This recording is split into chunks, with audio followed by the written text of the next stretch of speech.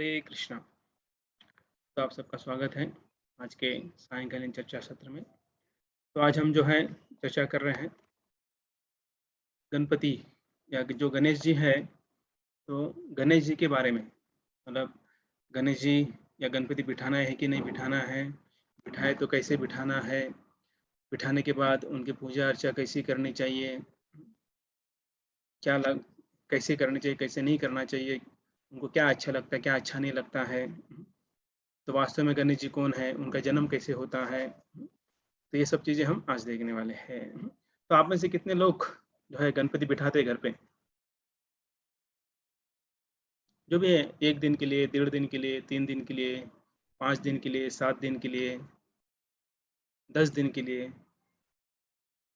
Okay, बहुत सारे भक्त हाथ उठा रहे हैं, मतलब गणपति बिठाते हैं। ओके, तो गणपति बिठाने के पीछे आप सबका उद्देश्य क्या है? मतलब क्या उद्देश्य से आप गणपति को बिठाते हैं?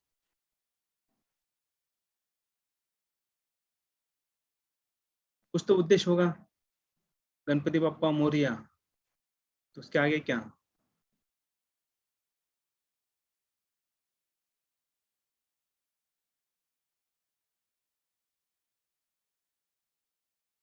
क्या उद्देश्य क्या है? आप अभी बहुत सारे भक्त बोले हम बिठाते हैं, लेकिन उद्देश्य क्या है आप सबका?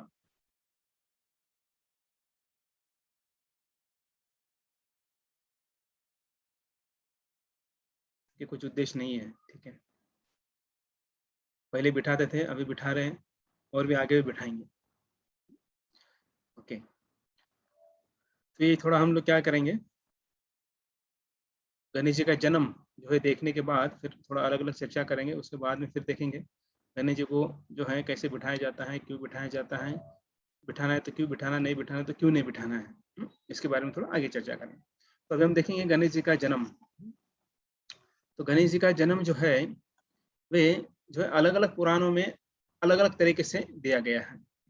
ये भी जो मैं आज बता रहा हूँ, आपने वो सुना होगा या सुना भी नहीं होगा, आपने कहीं दूसरा वर्जन सुना होगा, हो सकता है, क्योंकि अलग अलग कल्प में जो है अलग अलग प्रकार का गणपति का जन्म होता है। कुछ अलग अलग पुराणों में अलग अलग उसका वर्णन किया गया है। जैसे रुद्र संहिता में भी कुछ दिया गया है, या ब्रह्म वैवर्त पुराण में दिया गया है। तो हम देखेंगे ये जो संहिता और एक पुराण है, तो इसमें कैसे गणेश जी का जन्म कैसे हुआ है वो देखते हैं। तो नारद मुनि तो हर समय जो है अलग अलग जगह पर घूमते हैं, उनको आशीर्वाद बोल सकते हैं हम, हालांकि श्राप दिया है लेकिन हम आशीर्वाद समझेंगे, क्योंकि वे हमेशा किधर हमेशा जो है भक्त और भगवान के पास जाते रहते हैं। उनको जो ये आशीर्वाद प्राप्त हुआ है कि वे भगवान को कभी भी मिल सकते हैं। तो ऐसे तो नारद मुनि एक बार जो है श्री नारायण भगवान को मिलने गए और वहां पर पूछते हैं कि भगवान कृपया गणेश के जन्म के बारे में बताएंगे थोड़ा। तो फिर जो भगवान नारायण है वे कथा सुनाने लगे। वो बताने लगे कि समस्त देवताओं के सेनापति जो है वो है कार्तिकेय, और ये कार्तिकेय जो है ये है शिव जी के पुत्र, शिव जी और पार्वती इनके बड़े पुत्र जो है कार्तिकेय, जो देवताओं के सेनापति है। मतलब देवताओं और जो असुर हैं उनमें जब युद्ध होता है, तो युद्ध जो है उसकी लीड उसका जो लीडर है, वो लीडर सेनापति जो है कार्तिकेय है। तो कार्तिकेय के जन्म के बाद जो पार्वती माता है शिव जी से विनती करती है, एक पत्नी अपने पति से विनती करती है कि मुझे और एक पुत्र चाहिए। तो शिव जी बोलते ठीक है, नो प्रॉब्लम। शिव जी बोले ठीक है, नो प्रॉब्लम, लेकिन उसके बाद वो एक चीज बोलते हैं। वो चीज क्या है कि श्री कृष्ण के प्रसन्नता के लिए पुण्य व्रत करना चाहिए। अभी देखिए, एक पत्नी जो है पति से पुत्र मांगती है, लेकिन पति क्या बोलते हैं कि श्री कृष्ण के प्रति या श्री कृष्ण को प्रसन्न करने के लिए एक व्रत करना है, और उस व्रत का नाम है पुण्य व्रत। तो देखिए, जब किसी को अच्छी संतान चाहिए तो उन्हें श्री कृष्ण के प्रति एक अच्छा व्रत करना चाहिए, श्री कृष्ण को प्रसन्न करना चाहिए, तभी जो है अच्छी संतान प्राप्त होती है। श्रील भक्ति विनोद ठाकुर जो है, आप सबको पता ही है, भक्ति विनोद ठाकुर जिनके 12 बच्चे थे, 12 बच्चे थे, इसके बावजूद वो क्या काम करते थे? वो डिस्ट्रिक्ट मैजिस्ट्रेट थे। इसके अलावा वे जो है डेली 64 माला करते थे। इसके अलावा ने 100 से ज़्यादा किताबें उन्होंने लिखी हैं। कितने बच्चे थे? 12 बच्चे थे। तो श्री भक्तिविनोद ठाकुर जो है वो दिखाते कैसे आइडियल गृहस्थ होना चाहिए। तो इसका मतलब नहीं है कि आजकल हम देखते हैं कि पति पत्नी और एक बच्चा, उसमें भी हालत खराब हो जाता है। बोलते हैं कि बच्चे के कारण हमें उठ नहीं पाते हैं, समय नहीं मिलता है, जप नहीं कर पाते हैं, साधना नहीं कर पाते हैं, मंदिर नहीं आ पाते हैं, बहुत काम रहता है।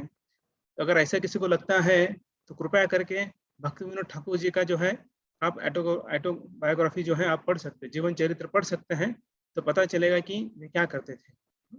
ऐसे नहीं कि खाली बैठे थे, कुछ काम धाम नहीं था। और वो डिस्ट्रिक्ट मैजिस्ट्रेट थे और एक केस जो है जिसे कई दिन लग जाते थे, वो सिर्फ 5 मिनट में सॉल्व करते थे।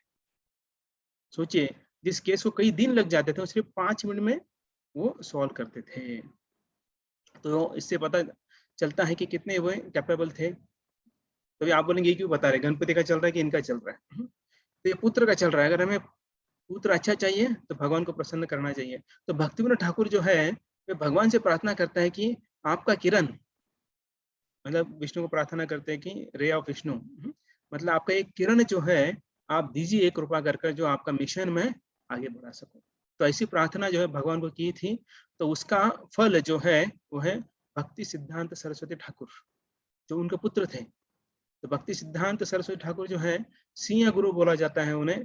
तो उन्होंने इस सनातन धर्म का प्रचार जोर शोर से किया। और उनके शिष्य जो है श्रील प्रभुपाद, उन्होंने पूरे दुनिया में कृष्ण का प्रचार किया। तो यहाँ पर पुण्य व्रत जो है, इस व्रत में क्या किया जाता है? अभी बहुत सारे माताओं को उत्सुकता लगी होगी कि हमें भी ऐसा लड़का चाहिए जो भगवान का भक्त हो, भगवान के नाम का प्रचार करे, है कि नहीं? चाहते नहीं चाहते हैं? पता नहीं कितनी माताएं चाहती हैं कि उनका पुत्र जो है भगवान का भक्त बने। ओके, ठीक है, सोच रहे हैं। ओके, कुछ भक्त है वो बोल रहे हैं हाँ, 1% भी नहीं है। चलो अच्छी बात है, आगे जाके हम और चर्चा करेंगे उसके बारे में। करेक्ट। कुछ कुछ भक्त का रिस्पॉन्स आ रहा है।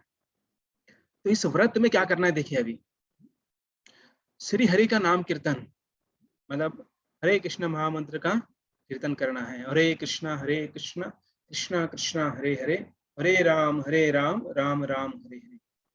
तो भगवान के नाम का कीर्तन करना है, मतलब जप करना है, कीर्तन करना है। इसके साथ जो है भगवान को भोग लगाना है।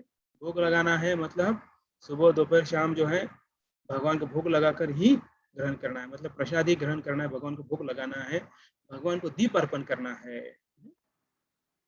तो जैसे कार्तिक मास में हम भगवान को दीप अर्पण करते हैं, वैसे ही ये जो व्रत है, जब तक ये व्रत खत्म नहीं होता है, मतलब जो संतान जन्म नहीं लेता है तब तक ये व्रत करते रहना है।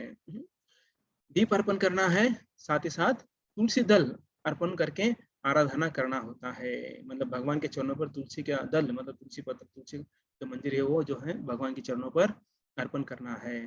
तो ऐसे ये विधि का पालन करने के बाद क्या होता है, पुण्य व्रत कंप्लीट होता है और भगवान प्रसन्न हो जाते हैं। और भगवान प्रसन्न होने के बाद आप भगवान को कुछ भी मांग सकते हो। वो आपको पुत्र, एक्चुअली आपकी कामना ये होती कि मुझे अच्छा पुत्र मिले जो भगवान का या आपका भगवान का कृष्ण का भक्त हो। तो पार्वती माता ने ये सब चीजें जमा की। और व्रत के लिए आरंभ में उन्हें आशीर्वाद देने के लिए विष्णु भगवान के साथ साथ सभी देव देवताएं उपस्थित हो जाते हैं। देखिए, और एक बात इसमें पता चलता है, पार्वती माता जो है पुत्र चाहती है, तो इतना सब ढिंडोरा पीटने की क्या जरूरत है? भगवान को बुलाने की जरूरत, देवी देवताओं को बुलाने की जरूरत, उनके आशीर्वाद की जरूरत क्यों चाहिए? एक्चुअली ऐसा नहीं है।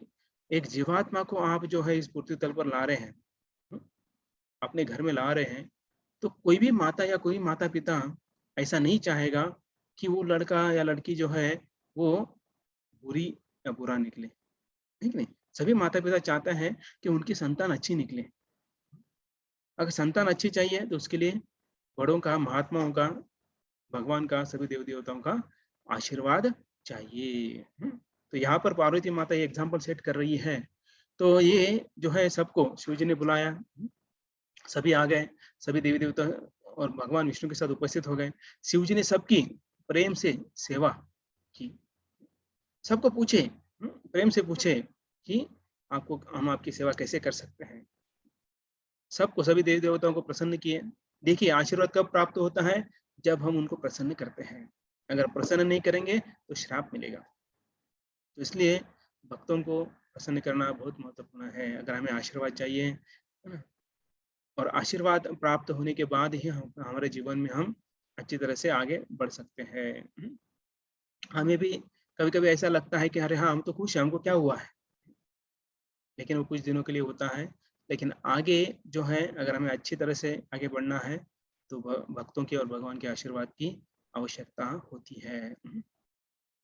तो शिव जी यहाँ पर सबकी सेवा कर कर प्रेम से श्री कृष्ण को पूछते हैं, हे भगवान श्रीनिवास, आप सर्वज्ञ हैं। तो बताइए कि इस व्रत को अच्छी तरह से पूर्ण करने के लिए क्या करना चाहिए? मार्गदर्शन कीजिए। वो मार्गदर्शन जो है माँग रहे हैं। तो विष्णु बोलते हैं कि हे उमापति, मतलब जो पार्वती के पति, किसी भी व्रत आराधना के पीछे एक ही उद्देश्य होना चाहिए। जो भी व्रत करते हैं आप, जो भी आराधना करते हैं अपने जीवन में, उसका एक ही उद्देश्य होना चाहिए। वो उद्देश्य मतलब क्या है? कृष्ण की भक्तिमय सेवा प्राप्त हो। तो देखिए कृष्ण की भक्तिमय सेवा सबसे दुर्लभ है। देखिए मानव जन्म बहुत दुर्लभ है, उसमें भी कृष्ण की भक्ति प्राप्त करना वो बहुत दुर्लभ है। तो देखिए इसलिए हमें जब भी हम भगवान के पास जाते हैं, भक्ति के पास जाते हैं, तो क्या माँगना है? भगवान की और भक्तों की सेवा ही माँगना है, क्योंकि इतना साधारण, इतने आसानी से प्राप्त नहीं होता है। देखिए इस जन्माष्टमी में कितने भक्तों को सेवा मिली? जन्माष्टमी में कितने भक्तों को सेवा मिली? बहुत कम भक्तों को सेवा मिली। हालाँकि हम ना पुणे में रहते हैं, इतने बड़े-बड़े मंदिर हैं, फिर भी सेवा नहीं मिली। हाँ, सबको नहीं मिली, कुछ भक्तों को मिली, तो इसका मतलब क्या है कि वो भक्त बहुत भाग्यशाली है। तो इसलिए भगवान की जो अगर व्रत करते, आराधना करते, तो उसका उद्देश्य होना चाहिए कि हमें कृष्ण की सेवा, भक्तिमय सेवा प्राप्त हो।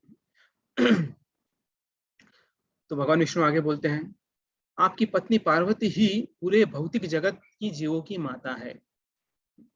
तो देखिए, तो हमारे पूरे जगत की माता पार्वती माता है। तो ये व्रत पूरा होने के बाद पार्वती को ऐसा पुत्र प्राप्त होगा जो मेरा अंश अवतार होगा।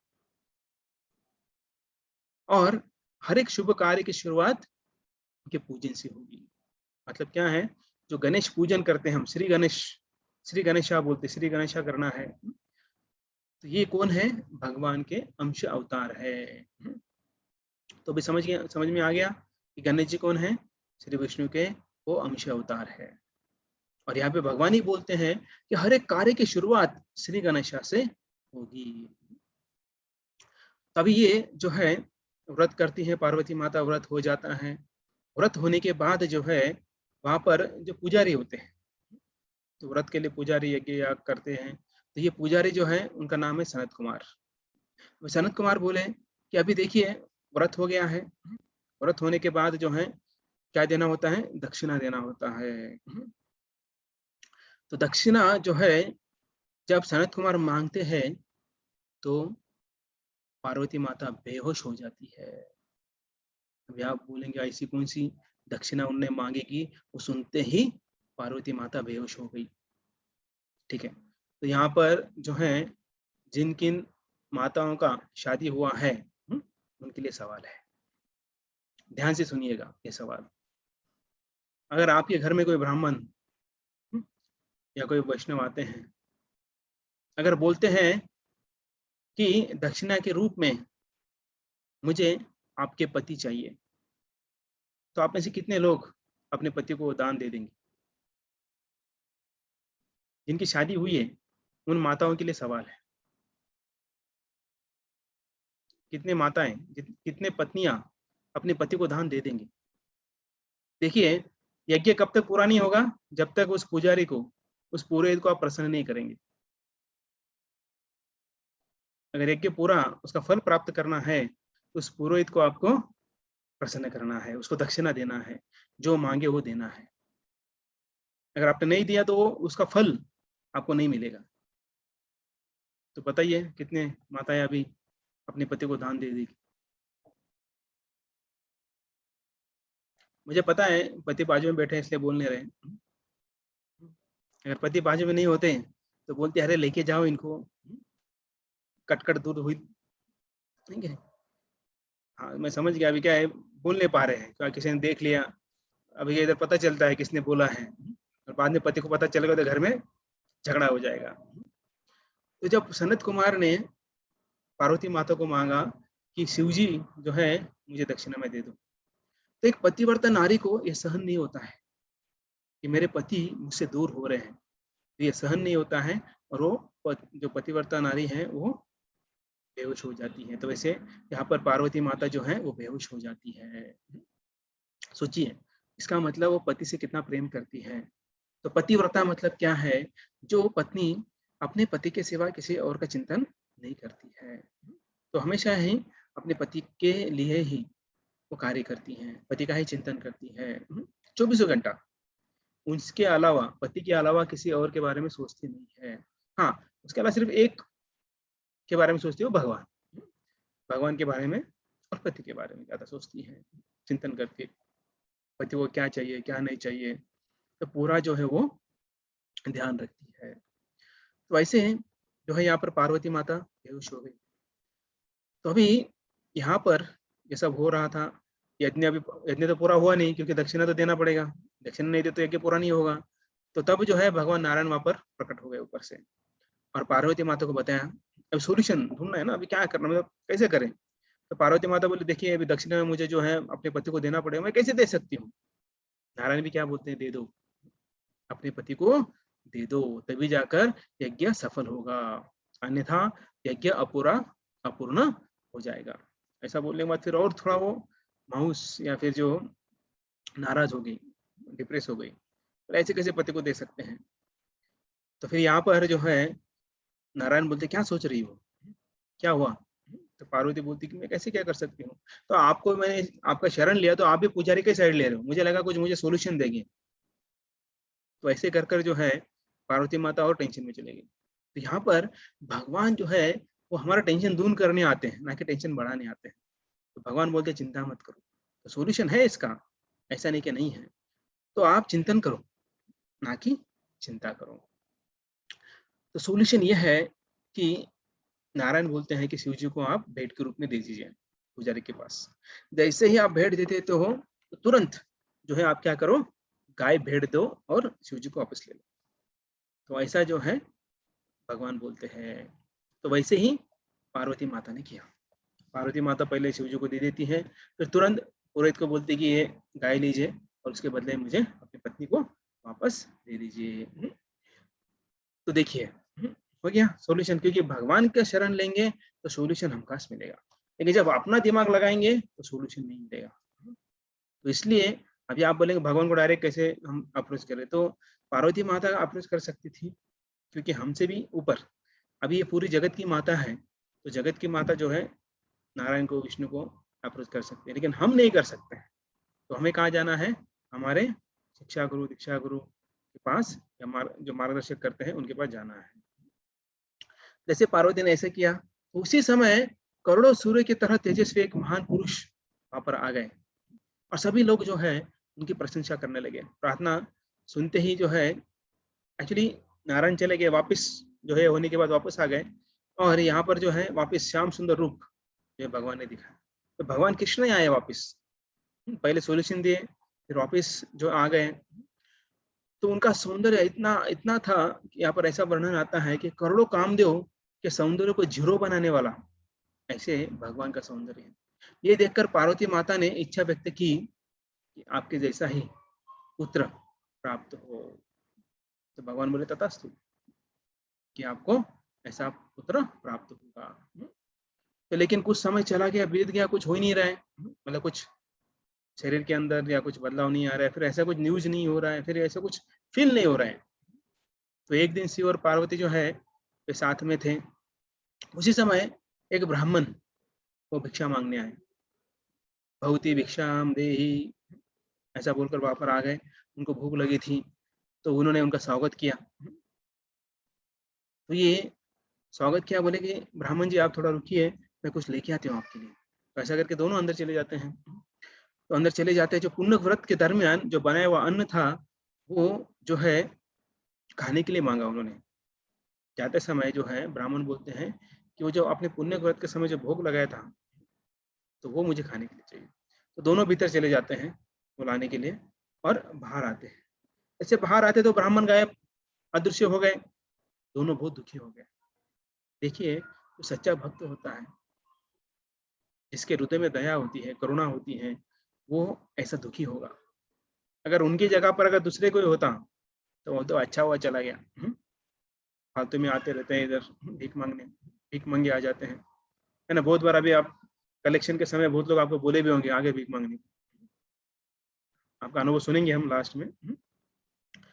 तो बहुत दुःख हुआ उनको, अरे! एक मौका था हमें सेवा करने का, ब्राह्मणों की सेवा करने का, एक वैष्णव की सेवा करने का मौका था, लेकिन अभी नहीं मिला हमें, तो शोक करने लगे। तो देखिए गृहस्थ जो है, उनको हमेशा मौका ढूँढना चाहिए कि ब्राह्मणों का, वैष्णव का सेवा करने का। हाँ, इसका ज़बरदस्ती नहीं करना चाहिए उनको, आपको आना ही पड़ेगा। ऐसा ज़बरदस्ती सेवा नहीं करना है, तो हमको रिक्वेस्ट करना है। तो रिक्वेस्ट करना है, वैसी तैयारी करनी है, हमें उस लेवल पर लेके जाना है और उनकी सेवा करनी है। तो हर समय सेवा करते समय हमें खुद को योग्यता में लाना पड़ेगा, खुद को योग्य बनना पड़ेगा। जब दुखी हो रहे थे, तब एक जो है आकाशवाणी आकाशवाणी में क्या बोले, पार्वती तुम इसे शोक ना करें, मतलब शोक ना करें, तो अंदर जाके आप देखो एक नवजात शिशु जो है वहाँ पर है। तो फिर अंदर जाते हैं, देखते हैं कि वो नवजात शिशु जो है वो अंदर दिखे, और साथ ही साथ वो ब्राह्मण जो साक्षात भगवान थे वो भी दिखे। तो पार्वती जो है अंदर देख गई, सब देखा, सुंदर बालक है वो, सुंदर बालक इतना अद्भुत सौंदर्य था, वो देख के इतना खुश हो गए, इतना खुश हो गए, शिव जी को बुलाया, बोले देखिए क्या हुआ है। दोनों खुश हो गए। तो ऐसे श्री गणेश जी का जन्म हुआ। अभी आपने सुना होगा या नहीं सुना होगा, इसलिए मैंने पहले ही बोला था कि गणेश जन्म के अलग अलग जो है क्या है भाग है। अलग अलग कल्पों में अलग अलग कहानियां आती हैं, तो उसके अंदर अलग अलग पुराणों में अलग अलग जो है दिया गया है कि उनका जन्म कैसे हुआ है। अभी बच्चे का जन्म हुआ है, इतना अद्भुत बच्चा शिव और पार्वती घर में आया है, तो सभी देवी देवता है, ऋषि मुनि देवी देवता है, गंधर्व किन्नर, जो सभी लोग जो है उस पुत्र को देखने आए।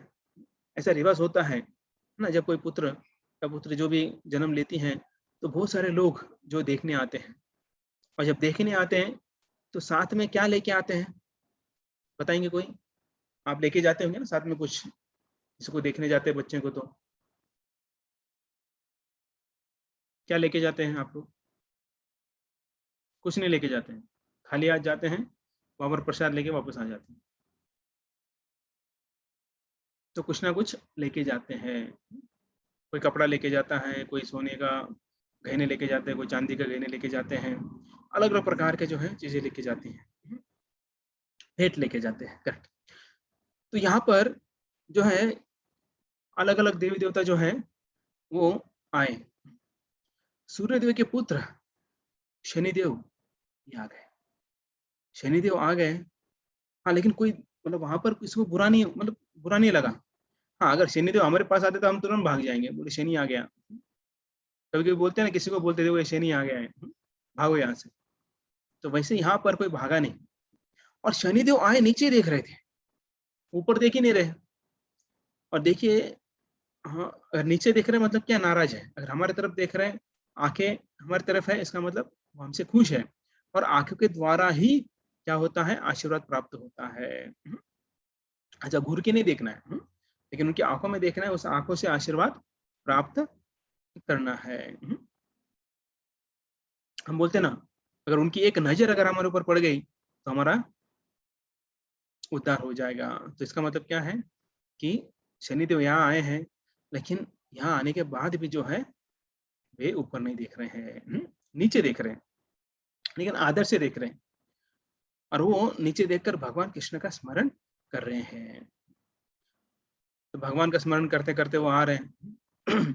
पार्वती जो है वो गणेश के पास थी, तो पार्वती ने देखा कि जो शनिदेव है वे मेरे बच्चे के ऊपर अपना नजर नहीं डाल रहे हैं। देखने के लिए आए लेकिन देख नहीं रहे हैं। ठीक है, बच्चों को देखने आते हैं ना, बोलते रहे आंखें कैसी है, इनकी माँ की तरह हो गई है, इनकी नाक जो पिता की तरह गई है, इसका चेहरा जो है माँ के ऊपर है, तो ऐसा चर्चा करते हैं ना देखने के बाद। लेकिन यहाँ पर शनि तो देख ही नहीं रहे, तो आशीर्वाद कैसे प्राप्त होगा? तो माता पार्वती जो है उनको पूछती है, कृपया शनिदेव आपका कृपा कटाक्ष जो है हमारे बालक के ऊपर डालिए। तो शनिदेव बोलते हैं कि मैं नहीं कर सकता हूँ ऐसा। तो बोलते माता बोलती क्यों नहीं कर सकते हैं, आपका आशीर्वाद चाहिए मेरे बच्चे पर। तो फिर शनिदेव बोलते हैं उसका कारण है। तो बोलने लगते हैं, मैं बचपन से ही कृष्ण का भक्त हूँ, मेरा ध्यान हमेशा उनके सुंदर रूप पर रहता है, मैं भगवान के चरणों पर हमेशा ध्यान लगाए रहता हूँ। तो देखिए शनि कौन है, भगवान के भक्त है, तो शनि को गाली नहीं देना है। जो शनि देव है उनको गाली नहीं देना है, नहीं तो वैष्णव अपराध हो जाएगा। तो शनि यहाँ पर बोल रहे हैं मैं भगवान कृष्ण का भक्त हूँ, इसका मतलब क्या है, वो बड़े भक्त है, वैष्णव है, तो हमें उन्हें गाली देना नहीं चाहिए। तो शनिदेव बोले कि शादी हो गई, पत्नी के साथ रह रहा था मैं, लेकिन एक दिन जो है मेरी पत्नी जो है आकर बोली मुझे संग करना है, संग करने की इच्छा हुई। तब मेरा ध्यान जो है भगवान के चरणों पर था, और वो सुना ही नहीं दिया मुझे। जो पत्नी की इच्छा थी तो व्यक्ति की, तो मुझे सुना ही नहीं दिया, और उसके कारण पत्नी नाराज हो गई, गुस्सा हो गई, और पत्नी ने श्राप दे दिया। देखिए पत्नी पति को श्राप दे सकती हैं, आप पति भी दे सकते हैं, हाँ, लेकिन उतना योग्यता होना चाहिए, नहीं तो आप चालू हो जाएंगे बोले श्राप दे के देखते हैं, कुछ नहीं होने वाला है, चिंता मत करो। आप पति पत्नी एक दूसरे श्राप देंगे ना, कुछ नहीं होने वाला, उसके लिए ऐसी योग्यता चाहिए। तो शनिदेव को उन्होंने श्राप दे दिया। क्या श्राप दे दिया, जिसके ऊपर आपकी नजर पड़ेगी उसका सर्वनाश हो जाएगा। तो तब से जो है शनि महाराज की नजर किसके ऊपर पड़ जाती है तो उसका क्या होता है, सत्यानाश हो जाता है। तो किसके कारण, उनके पत्नी के कारण, पत्नी ने श्राप दिया है। क्यों दिया है, क्योंकि वो उनकी तरफ नहीं देख रहे थे, मेरे तरफ नहीं देखते हैं, ठीक है, अगर दूसरी तरफ देखेंगे तो उसका नाश हो जाएगा। तो इसलिए शनिदेव हम बोलते हैं ना, शनि लगा है पीछे, इसका मतलब क्या है, सत्यानाश हो रहा है। तो पत्नी ने ऐसा श्राप दे दिया, और इसलिए पार्वती माता को बोल रहा है कि मैं किसी की हत्या नहीं करना चाहता हूँ, इसलिए मैं ऊपर देखता नहीं हूँ। लेकिन माता माता होती है, माता बोलती है आप इतने बड़े देव हैं, देवता हैं, तो आपका अगर आशीर्वाद नहीं मिला मेरे बेटे को तो कैसे होगा, चाहिए। तो फिर पार्वती माता भगवान को स्मरण करके बोली कि जो भी हो, जो भी हो रहा है, जो भी होने वाला है, भगवान की इच्छा से होने वाला है, अपने कर्म के फल मिलता है। देखिए हमारे जीवन में भी ये कर्म का फल जो है वो देखना चाहिए। जब तक हम इसको नहीं देखते हैं तब तक हम कभी सुखी नहीं रहेंगे। तो हमेशा देखना है हमें कि जो भी हमारे जीवन में चल रहा है तो वो जो है किसके कारण हो रहा है, वो हमारे कर्मों के कारण हो रहा है। अगर हमें सुख मिल रहा है तो हमारे कर्मों के कारण, अगर हमें दुख मिल रहा है तो हमारे कर्मों के कारण। तो इसलिए शोक नहीं करना चाहिए, जैसे सुख चला जाता है वैसे दुख भी चला जाएगा। तो इसलिए कभी शोक ना करें, उसको सहन करें, और वो सहन करने की शक्ति जो है वो भगवान की भक्ति में होती है, भक्तों के संग में होती है। तो भगवान के भक्तों का संग और भगवान की भक्ति जब हम करते रहेंगे तब हमारे जीवन में जो भी सुख दुख आता है उसमें हम दुखी नहीं होंगे। धीरस्तत्र न मुह्यति, मतलब क्या है, जो व्यक्ति सोबर होता है, धीर होता है, वो कभी बेउल्डर या फिर दुखी नहीं होता है। तो अभी पार्वती जो इंसिस्ट करने लगी, बोला नहीं आप कृपया करके जो है मेरे पुत्र पर क्या कीजिए, नजर आपका कृपा दृष्टि रखिए। तो ऐसा करते करते फिर वो मतलब इच्छा न होने के बावजूद भी जो है तिरकी नजर, ऐसे तिरकी नजर से देखते हैं। जैसे ही नजर पड़ती है गणेश जी के ऊपर तो क्या होता है, उनका सिर कट जाता है। जैसे पुत्र मर जाता है तो पार्वती माता पागल सी होने लगती है। सोचिए, नवजात शिशु अभी जन्मा है, सभी लोग आशीर्वाद देने आए और क्या हो रहा है यहाँ पर, मर जाता है। जब ऐसा देखने लगी, देखी तो पागल की तरह रोने लगी। तो ऐसा रोते रोते रोते जो है, तो वहां पर जो है इतना इतना रो रही थी कि आखिर में वहां पर भगवान श्री हरि आ गए। श्री हरि आ गए जो सबके दुखों को तारणहार है। तो आने के बाद जो है वो उत्तरी दिशा में गए और उधर से आते वक्त जो है अपने सुदर्शन चक्र से एक हाथी का सिर लेके आते हैं और लेके आकर जो है उस बालक को लगाते हैं। तो इसलिए इस बालक का नाम पड़ा है गजानन। तो गजानन मतलब गज हाथी, तो गज का सिर जो है वो जिसको लगाया है वो गजानन है। तो ये हो गया गणेश जी का जन्म और उनको जो सिर मिला हाथी का, तो इस प्रकार हुआ है। अभी कई कई जगह पर ऐसा बोला जाता है कि जो पार्वती है अपने मल नहाते जो है मल निकालती है, उसे है ना पुत्र को उत्पन्न करती है। और फिर जब वो बोल और उनको बोलती है कि किसी को भी आने मत देना। ऐसा स्टोरी सुना होगा आपने कि शिव जी आते हैं, बोले अरे मेरे घर में मुझे नहीं आने दे रहा, कौन है? उसका सिर धड़ से अलग कर देते हैं। जब पार्वती को समझ में आता है तो गुस्सा हो जाती है, झगड़ा करती है, बोलते आपने मेरे बच्चों को मार दिया। तो बोलते ठीक है मैं तुरंत उनका जीवित करता हूँ। तो जाते ही देखते कि हाथी का मरा हुआ हाथी पड़ा है, उसका हाँ सिर काट कर लेके आते उसे लगा देते। ऐसे भी एक स्टोरी है। तो ऐसे आपने अलग अलग भी सुना होगा, लेकिन ये जो है रुद्र संहिता में और ब्रह्म वैवर्त पुराण में लिखा गया है। ये अभी गणेश जी भी देखते हैं गणेश जी ने क्या क्या सेवा की है। तो गणेश जी जो है उन्होंने 5000 साल पहले, मतलब 5000, अब ये देखते थोड़ा ज्यादा हो गया, 5000 20-25 साल ज्यादा हो गए। जब द्वापर युग का अंत हो रहा था और कलयुग का शुरुआत हो रहा था, उन्हें उस समय उनको पता था कि कलयुग के लोग अल्प बुद्धि वाले मंद सुमंद मतयो जैसे लोगों को ज्ञान प्राप्त करना बहुत मुश्किल होने वाला है। तो व्यास देव जो है कृपावंत होकर उनकी कृपा से जो है उन्होंने वेद शास्त्र लिखने का संकल्प किया। तो देखिए पहले जमाने में, मतलब पहले जमाने मतलब पहले युगों में श्रवण मात्र से जो है क्या होता था, ज्ञान अवगत किया जाता था। लेकिन आजकल ऐसा होता नहीं है क्योंकि आजकल उतनी बुद्धि नहीं है। तो व्यासदेव ने 4 वेद, इतिहास, पुराण जो है इनकी रचना की थी। लेकिन कलयुग में ये समझना अत्यंत कठिन होगा, इसलिए इसका एसेंस महाभारत के रूप में प्रस्तुत करने का सोचा, तो उन्होंने वो भी लिखा। तो ये सब जो है जब देखा तो ब्रह्मदेव ने इस कार्य को की स्तुति की, गुणगान किया और उन्हें आशीर्वाद दिया कि आप इसको और बढ़ाइए। यस्य काव्यस्य कवयो न समर्था विशेषणे। तो ऐसा बोलकर जो है उनको आशीर्वाद दिया। तो ऐसा बोले कि ये क्या आशीर्वाद है, यस्य कवस्य काव्यस्य कवयो न समर्थ विशेषणे। इस पूरे विश्व में सबसे श्रेष्ठ कवि भी जो है वो ऐसी रचना नहीं कर पाएगा। तो ऐसा ब्रह्मा जी जो है उनको आशीर्वाद देते हैं। अभी ये लिखने के लिए अभी व्यासदेव को बोलो लिखो, अभी लेकिन लिखेगा कौन? अब ये तो डिक्टेट करेंगे, लेकिन लिखने के लिए कोई चाहिए। तब फिर जो है वे गणपति को चूज करते हैं, चुनते हैं। तो जब व्यासदेव जो है सूत गोस्वामी के पुत्र जो वैशंपायन जैसे जो उनके शिष्य है, लेकिन फिर भी जो है वे नहीं गए उनके पास। तो लेकिन ब्रह्मदेव क्या बोले कि आप गणेश की मदद ले सकते हैं। तो इससे पता चलता है कि गणेश कितने विशेष है। ब्रह्मदेव उनको सजेस्ट करते हैं कि आप क्या करो, गणेश जी की मदद लो। तो इससे पता चलता है कि ऐसे है। तो महाभारत के आदि पर्व में जो है ऐसा वर्णन आता है। तभी ये जाते हैं, व्यासदेव जो है वो गणेश जी के पास जाते हैं और उनमें वार्तालाप होता है, डील होता है। अभी काम दे रहे हैं ना, व्यासदेव जो है गणेश जी को काम दे रहे हैं, सेवा दे रहे हैं बोलो, काम दे रहे हैं बोलो। जब लेकिन उसके कुछ रूल्स होते हैं ना, नॉर्म्स होते हैं, तो नॉर्म्स अभी क्या कर रहे हैं, डिसाइड कर रहे हैं। तो गणेश जी बोलते हैं सित्वेत प्राह विघ्नेशो यदि में लिखानी क्षणम लिखनो नावतिष्ठ तदा स्वाय लेखको अयम। मतलब क्या बोलते हैं कि व्यासदेव मैं लिखूंगा, लेकिन एक शर्त पर। बोलते कि जब मैं लिखूंगा तो मेरा जो पेन है, मेरी जो लेखनी है, वो थोड़े क्षण के लिए भी रुकना नहीं चाहिए। तो देखिए क्या शर्त रखी है गणेश जी ने कि आप कंटिन्यूस मुझे बताना है आपको। अगर मैं रुक गया तो रुक गया।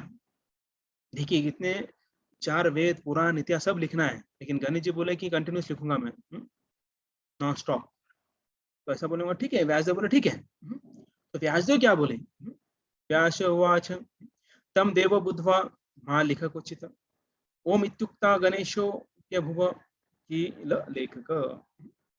मतलब आपको क्या करना है, व्यासदेव बोले कि मेरे मुख से बाहर आने वाले हर एक शब्द को का अर्थ जाने बिना तुम नहीं लिखोगे।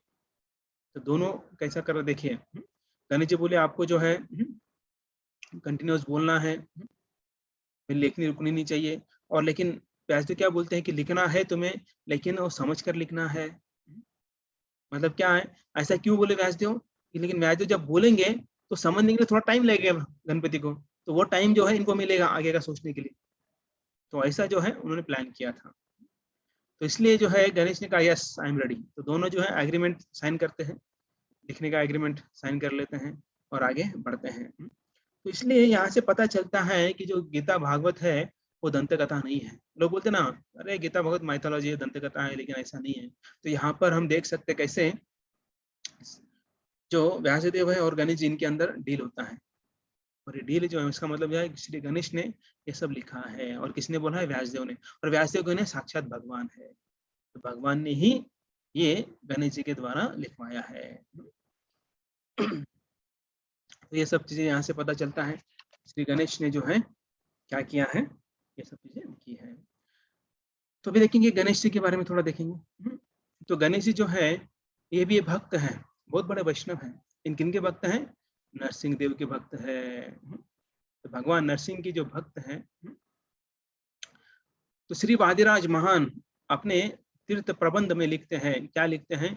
दुष्टानां विघ्नकर्ता सुरचितः सुजनास्तोम विघ्नहर्ता तस्मात् विघ्नाधिमेयोऽयं मत इति सुधियां स्पष्टम अज्ञानाय।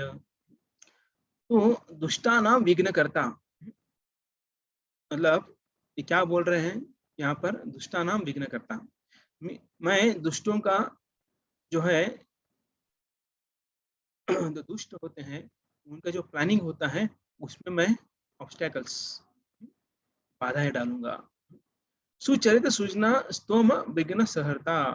और क्या बोल रहे हैं? जो सज्जन होते हैं उनके मार्ग के जो विघ्न होते हैं वो मैं दूर करूंगा। देखिए गणपति क्या बोलते हैं? जो दुष्ट व्यक्ति है उसके मार्ग में मैं बाधाएं लाऊंगा, और जो सज्जन व्यक्ति है उसके मार्ग से बाधाएं दूर करूंगा। तो इसलिए तस्मात विघ्न धियोपम, मतलब इसलिए मुझे विघ्नों का राजा कहते हैं। तो जो गणपति है या गणेश है उनको ये शक्ति कहाँ से प्राप्त होती है? ये शक्ति भगवान नरसिंह देव से प्राप्त होती है। तो गणपति जो जो है वो किसके भक्त हैं? वो नरसिंह देव के भक्त है।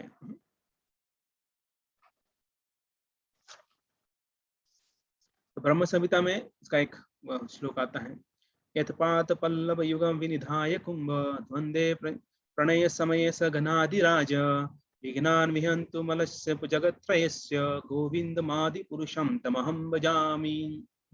मतलब घनाधिराज क्या बोलते हैं कि यहाँ पर ब्रह्मदेव क्या बोलते हैं? मैं आदि पुरुष श्री गोविंद को नमन करता हूँ।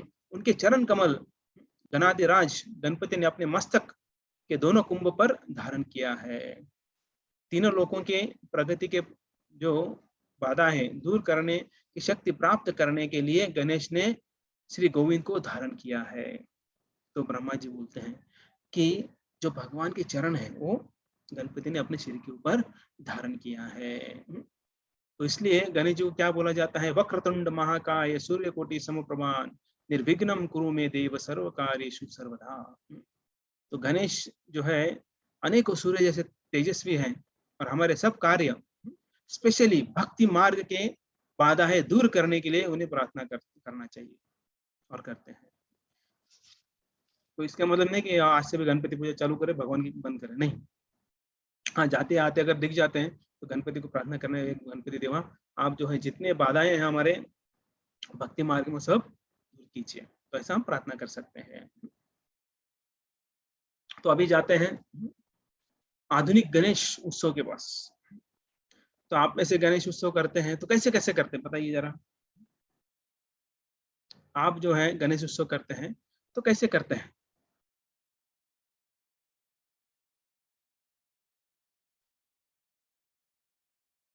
क्या क्या करते हैं गणेश उत्सव के समय आप? भोग ऑफर करते हैं, ओके। मोदक, मोदक बनाते हैं, मोदक क्या लड्डू? ओके, जो भी है।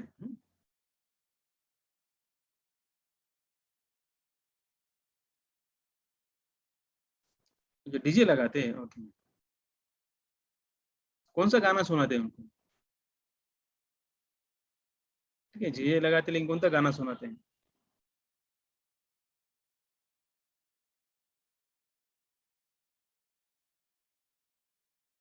फिल्मी गाना सुनाते हैं, ओके।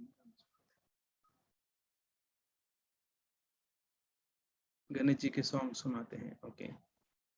गणेश जी को उनके सॉन्ग सुनाते हैं, ठीक।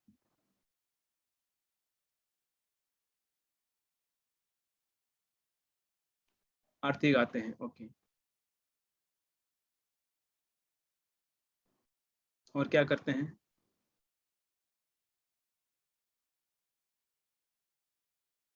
स्तोत्र पठन करते हैं, ओके, करेक्ट।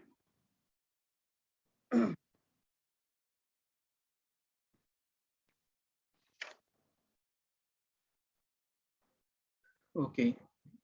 तो हालांकि ऐसा नहीं करना चाहिए, डीजे नहीं लगाना चाहिए, फिल्मी सॉन्ग नहीं लगाना चाहिए। डांस होता ना आजकल फिल्मी गाने पर, पता नहीं कौन कौन से गाने होते हैं। तो ऐसे तो गानों पर डांस करके गणेश जी को तकलीफ नहीं देना चाहिए।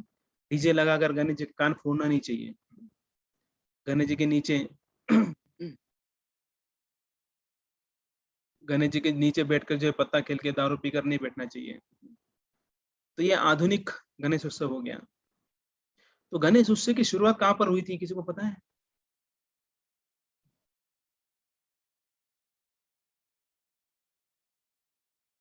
हिमालय में हुई थी? कहाँ हुई थी? कन्याकुमारी में हुई थी? कहाँ हुई थी? अच्छा, पुणे में ही हुई थी, ओके, पुणे में ही होता। सब पुणे बोल रहे हैं, बढ़िया। पुणे में ही हुई थी, क्यों हुई थी बताएंगे? ओके, बाल गंगाधर तिलक ने किया था, क्यों हुआ था? ओके, उन्होंने किया था बराबर, लेकिन क्यों किया था? क्या कारण क्या था उनका? पुणे में किया था Gangadhar Tilak too, okay, bond people, okay, सबको साथ लाने के लिए, ओके, स्वतंत्रता, यूनिटी, ओके। और जो पूर्ण स्वराज, स्वराज्य, ओके। तो लोकमान्य तिलक जो है विघ्न दूर करने नहीं है, उनको तब तो ऐसा नहीं था। उनका प्लान अलग था। वो आते थे और स्वतंत्रता के बारे में, स्वतंत्रता के बारे में वो चर्चा करते थे। आप में से कितने लोगों को लगता है कि हम स्वतंत्र है? ब्रिटिशों से हम तो स्वतंत्र हो गए, क्या हम स्वतंत्र है अभी?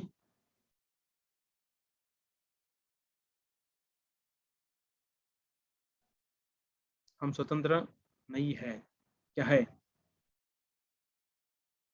We are not, correct. हम स्वतंत्र नहीं है, नहीं है। ठीक है, वो टॉपिक अलग हो जाएगा, हम वापस गणपति पे आते हैं। गणपति यहीं पर शुरुआत हुई थी।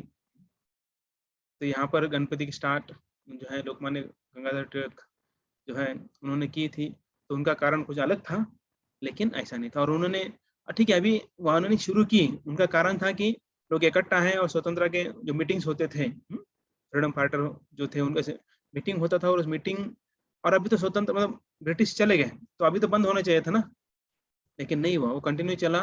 और आज हम देखते हैं कि गणपति की जगह क्या क्या करते हैं। तो गणपति को बुलाकर उनको तकलीफ देते हैं, टॉर्चर करते हैं। सोचिए, वो डीजे, इतना बड़ा डीजे, जब वो डीजे के पास से हम भी जाते तो पूरा वो हृदय धड़कने लगता है, ऑटोमेटिक फास्ट हो जाता है, बीपी बढ़ जाता है लोगों का, कान फट जाते हैं। तो सोचिए, दिन भर, पहले तो रात को लेट होता था, कभी कभी रात भर होता था, कितना तकलीफ होता था। अभी महाराष्ट्र में तो रात को 10 बजे तक अलाउड है, लेकिन अगर बंगाल में जाएंगे दुर्गा पूजा के समय, तो पूरा रात भर चलते रहता है स्पीकर। सुबह सुबह आ जाते थे लोग, जब मैं था उधर, जब जब सुबह उठते थे लोग आके, वो है ना, दुर्गा मैया को देख के आते थे। जब हम सुबह उठ के आते थे तो आजू बाजू में लोग आ जाते थे। तो सोचिए कि ये जो है गणपति को तकलीफ देने के लिए सब चीजें कर रहे हैं। तो हालांकि गणपति का उत्सव ऐसा नहीं मनाया जाता है। तो गणेश रूप जो है, महोदरो गजमुख पाशदंता कुशभ्य विभ्रयोग विघ्नहर कामदस्तवर्या यहम। मतलब गणपति ये जो है लंबोदर है और गजमुखी है। उनके 3 हाथों में अंकुश और चौथे हाथों में अभय मुद्रा है, अभय मुद्रा है। ऐसे गणेश पर विघ्नहर्ता और कामना पूर्ति करने वाले समझकर ध्यान करना चाहिए। तो विघ्नहर्ता और कामना पूर्ति, वो आरती में कुछ शब्द बोलते ना, कामना पूर्ति कुछ शब्द आता है, तो ऐसे ये समझकर उनको ध्यान करना चाहिए। रक्तांबरो रक्त तनु रक्त माल्यानुलेपनम। गणपति जो है रक्त वर्ण के वस्त्र परिधान करते हैं। उनका सुंदर देह लाल रंग का है। वे लाल रंग के फूल की माला परिधान करते हैं और उनका पूर्ण शरीर कुमकुम मिश्रित चंदन से लिपा हुआ है। तो गणपति लाना है तो कैसा लाना है? ऐसे लाना है। तो ऐसे ही गणेश मूर्ति बनानी चाहिए। तो आजकल गणेश मूर्ति कैसे कैसे होती है बताइए जरा। गणेश को क्या क्या बनाते हैं?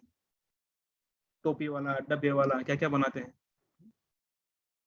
क्रिकेटर बनाते हैं, फुटबॉल फुटबॉल पटू बनाते हैं, और क्या क्या बनाते हैं? अन्ना बनाते हैं, अम्मा बनाते हैं, क्या क्या पता नहीं और क्या क्या बनाते हैं, क्या क्या बनाते हैं?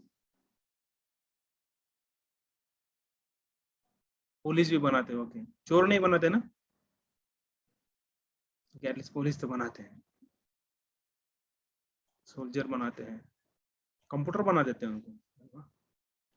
लड्डू खाने वाला बनाते हैं, कृष्ण ही बनाते हैं। दूध पीने वाला गणपति बना देते हैं। तो ऐसे अलग अलग प्रकार से जो है। बाहुबली क्या होता है? बाहुबली, बाहुबली बना देते हैं, मैं पहलवान बना देते हैं, ओके। इसके बल में बल है, जिसके बाहु में बल है, वो बाहुबली। और तो गणपति गया अलग, उनको साइड में रख देते हैं, बाकी चीजें इतने सारे आपने बताए, वही बोलते हैं। जब गणपति देखने जाएंगे, जब अगर उनको पुलिस फॉर्म में है, उनको पुलिस बनाए, तो पुलिस ही दिमाग में आएगा ना, थोड़ी गणपति दिमाग में आएंगे, ठीक है नहीं? अगर हम गणपति देखने जाएंगे तो गणपति के हाथ में बैट है, तो वो क्रिकेट दिमाग में आएगा, थोड़ा ना गणपति दिमाग में आएंगे। तो देखिए कि वो गणपति का दर्शन लेने जाते हैं तो कुछ दूसरा कुछ दिमाग में आता है। तो ये फिर हम किसको याद करेंगे? उस व्यक्ति को याद करेंगे, ना कि गणपति को याद करेंगे। तो गणपति का जो है, जो अभी बताया आपको, तो वैसा वर्णन उनका है शास्त्रों में, तो उसी प्रकार के गणपति होने चाहिए। तो विग्रह कैसे बनाए? तो विग्रह भी है। तो शिव पुराण में शिव गणेश की मूर्ति जो है वो कैसे होती है? धातु, पांचू, जो सफेद अर्क फूल होते हैं, अथवा मिट्टी से जो है उसे गणपति की मूर्ति बना सकते हैं। तो कृष्ण जो है उद्धव को बोलते हैं, 11वें स्कंद में भागवत में बताते हैं कि विग्रह कैसे बनाए। विग्रह को 8 तत्वों में बनाना होता है। पाषाण मतलब पत्थर, उससे बनवा सकते हैं, या फिर लकड़ी, लकड़ी का भी विग्रह बनता है। धातु, जो अलग अलग अष्ट धातु, पंच धातु, जो उससे बनाना होता है। मिट्टी से भी जो है विग्रह बनते हैं। जो सैंड होता है, बालू होती है, उससे भी बना सकते हैं। चित्र बनाकर भी कर सकते हैं। रत्न से भी बना सकते हैं, और मन में। तो ऐसे 8 पद्धतियां हैं, अष्ट तत्व है। तो इसे हमें क्या करना है? चित्र, ये विग्रह की बता रहे हैं, गणपति के नाम बता रहे हैं, इन जनरल बता रहे हैं कि विग्रह कैसे होना चाहिए।